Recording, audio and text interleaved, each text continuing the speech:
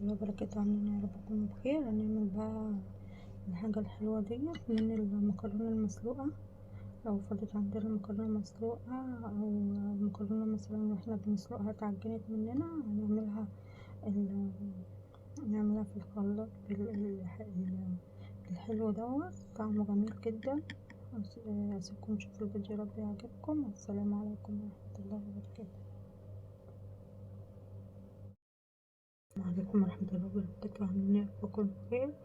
لو فات مننا بقى كده مكرونة مسلوقة، نعمل منها حاجة حلو يعني.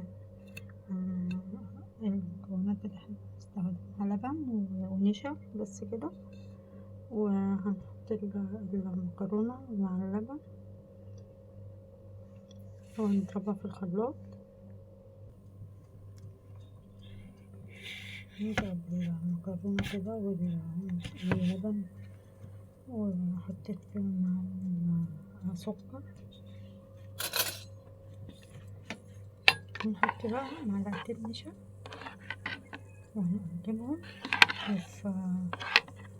نحطهم بقى معلقة سمنة في الصينية ونسيبها لغاية ما تتقل، وبعدين ندخلها الفرن لو احنا عايزين ندخلها الفرن، أو عايزين نخليها زي ما هي كده ونحطها في أطباق.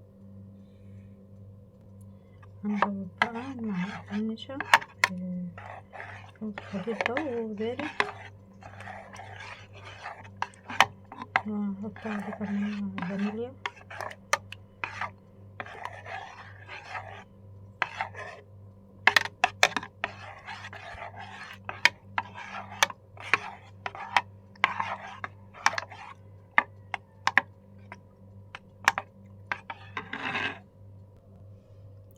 كده بعد ما تقلي حطيت كمان معلقة كريم شانتيه معاها.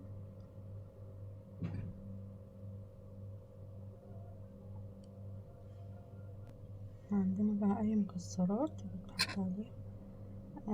طعم الفانيليا فيه باين قوي عشان النشا بتاعت المكرونة، وضفت عليهم معلقة كريم شانتيه يخلي الطعم برضه حلو، وضفنا معلقة الفانيليا. كده احنا حولنا المكرونة اللي هي فاضت مننا، او ممكن تكون المكرونة عجنت مننا، بنعمل لها اعادة تدوير لحاجة حلوة، لتحلية جميلة والطعم حلو. وكده الفيديو يكون خلص. يا رب يعجبكم. اسيبكم في رعاية الله، والسلام عليكم ورحمة الله وبركاته.